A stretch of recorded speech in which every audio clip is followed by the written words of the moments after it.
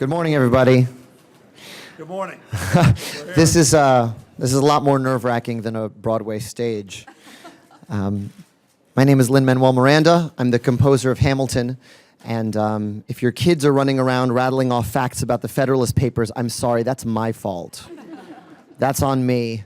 And I had a bit of a day yesterday at the White House, an amazing day, privilege. Our cast and crew was honored to perform for the First Family and test out our educational pilot program as we bring 20,000 school kids to come learn history at our show at the Richard Rodgers Theater. But today we're going to talk about Puerto Rico.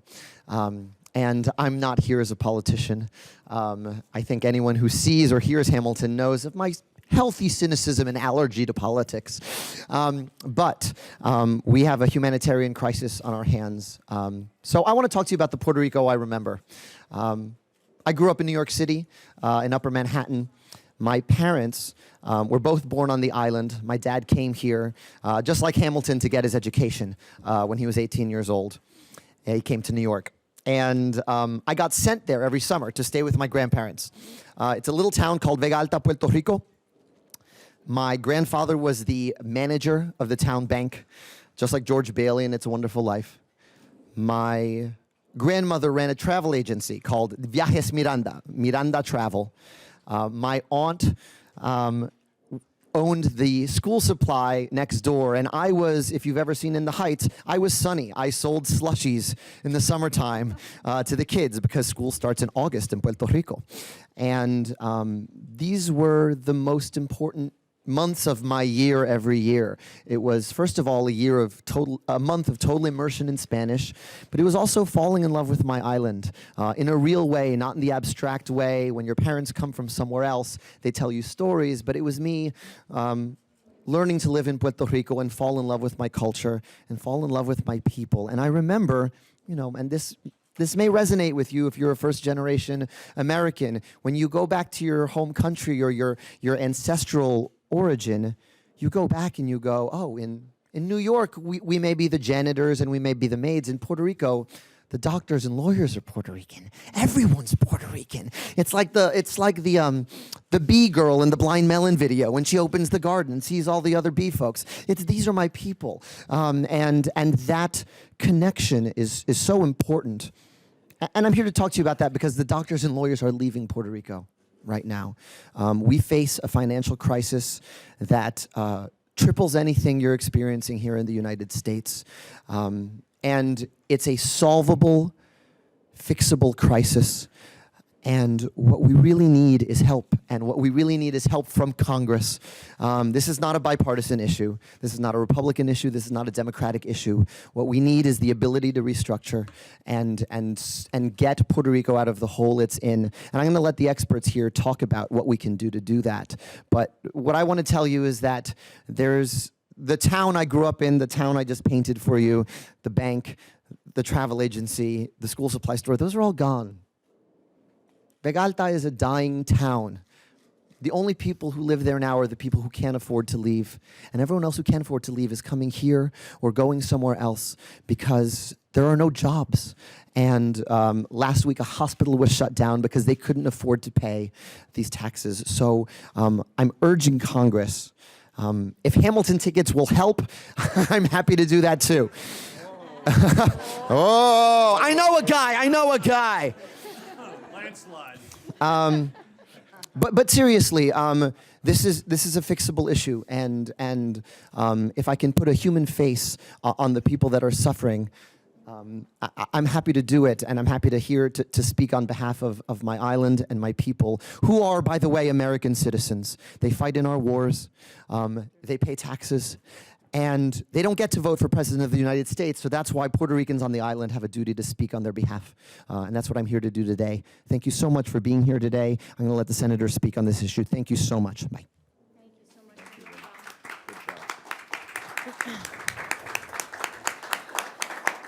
much. I just want to thank Lin-Manuel for using his voice to tell a story that needs to be told here in Congress. A story of a beautiful place that is part of our country, that American citizens are suffering. And I'm so grateful that he's willing to use his prominence, his reach, to tell that story to all of us here who have to respond to this crisis.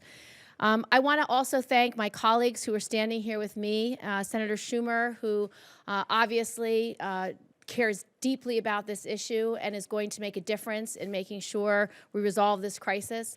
I want to thank Senator Warren, who is our leading expert in bankruptcy in the U.S. Senate today, and the fact that she is taking on a significant leadership role to make a difference here makes a huge difference. I want to thank my House colleagues, from our Democratic whip, Congressman Hoyer, to Congresswoman Velasquez Serrano, my colleagues Dick Blumenthal and Senator Nelson, our New York City advocates, Melissa Mark Viverito, and then all of the families and constituencies from Puerto Rico who are here to tell you their stories. Puerto Rico is a home to 3.5 million American citizens. They serve in our military. All of the 18-year-old males who live on Puerto Rico register for selective service. They get to vote in the presidential primary, but not the presidential general election. These are our American brothers and sisters. They don't have all the rights that other American citizens have. They don't have full access to all our federal programs. But these American citizens in Puerto Rico don't have access to some of the basic principles of a financial market and basic principles of our economy. They do not have full access to Medicare or Medicaid. They don't have full access to the Earned Income Tax Credit. They don't have full access to many things that the rest of us Americans enjoy every day. But perhaps the greatest thing and the greatest unfairness for Puerto Rico today is they have no economic safety net because of an act of Congress in 1984. In the last decade, as Puerto Rico's economic crisis has been spiraling out of control, Congress has chosen to ignore the crisis going on for 3.5 million American citizens. Congress has done nothing. And because of this inaction, what used to be a fiscal crisis is now turning into a humanitarian crisis that is bad today, but I promise you will be much worse tomorrow. Last week, Puerto Rico's public power company shut off power to a hospital because the hospital couldn't pay his bills. Imagine that's your mother in intensive care. Imagine if it's your child who needs surgery. Those families had to leave the hospital. It took a court order to get the power back on. Puerto Rico owes $72 billion to its creditors and has no way to pay it. This crisis was not caused by the families in Puerto Rico.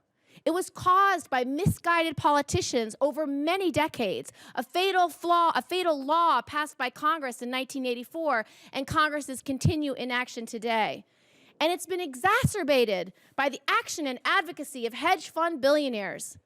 But the ones paying for this crisis are the innocent ones: children, seniors, hardworking families, teachers, doctors, nurses, our veterans. They are the ones bearing the burden of a collapsing economy. For parents, more than 150 schools have shut down. What are you going to do if your child is not in school? What are you going to do? Are you able to go to work? Are you able to pay your bills? Probably not. The island's only children's hospital can only offer substandard care today.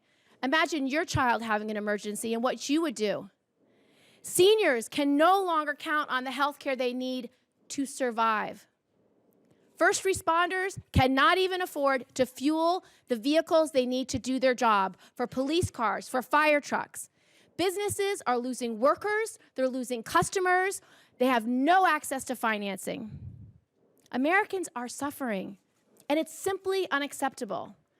Congress has to act, and we have to come together to stop this economic crisis from turning into a dangerous, expensive, and tragic humanitarian disaster. So today, we are introducing legislation that would give Puerto Rico and all American citizens a way out of this crisis. We need to give Puerto Rico basic bankruptcy protection. This is the necessary first step if we want to prevent a full-blown collapse.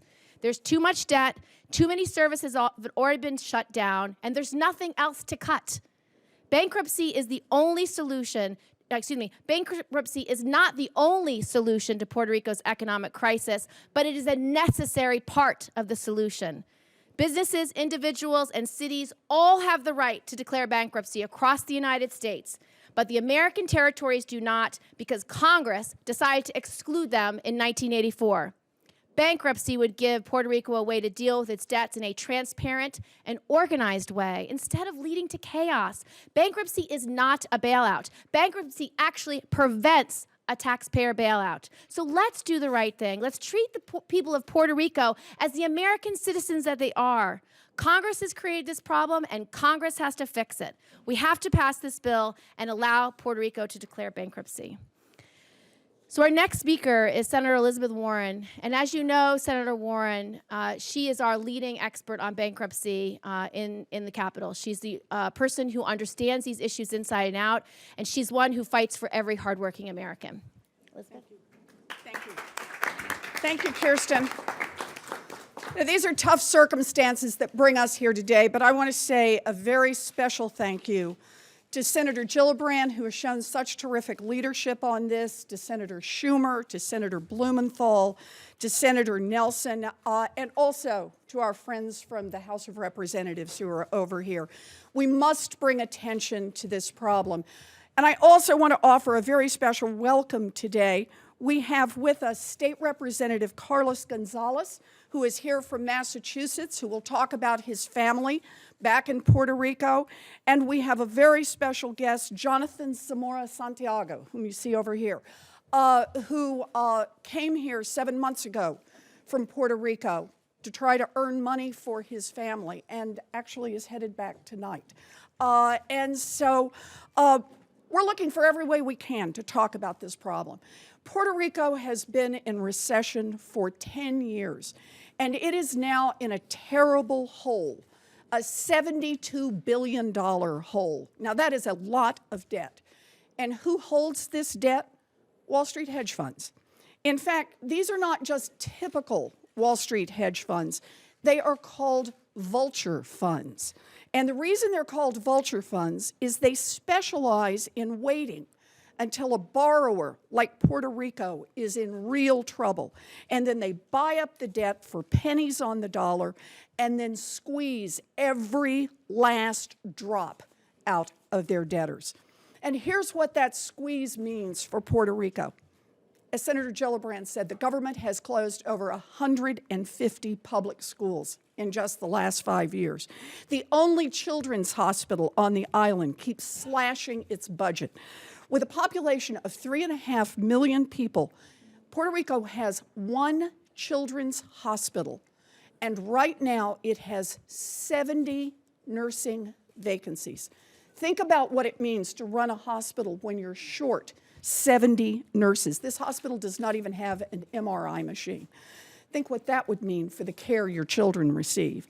One municipality lost its water supply for days because contractors wouldn't repair a broken valve until they could figure out how they were going to get paid.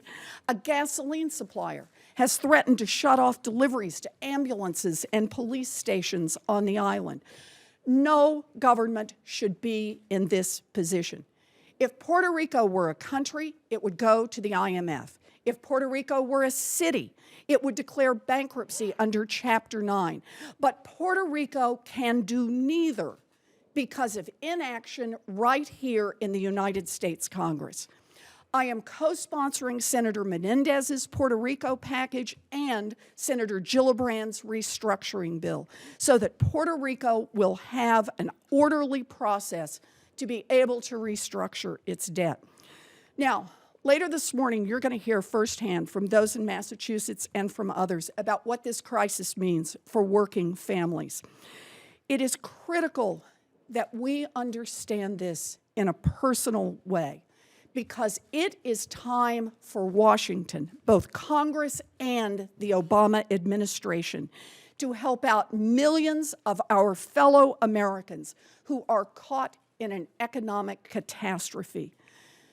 We are up against some powerful forces, but we are fighting for our families and for our values. And I know this, we don't win what we don't fight for.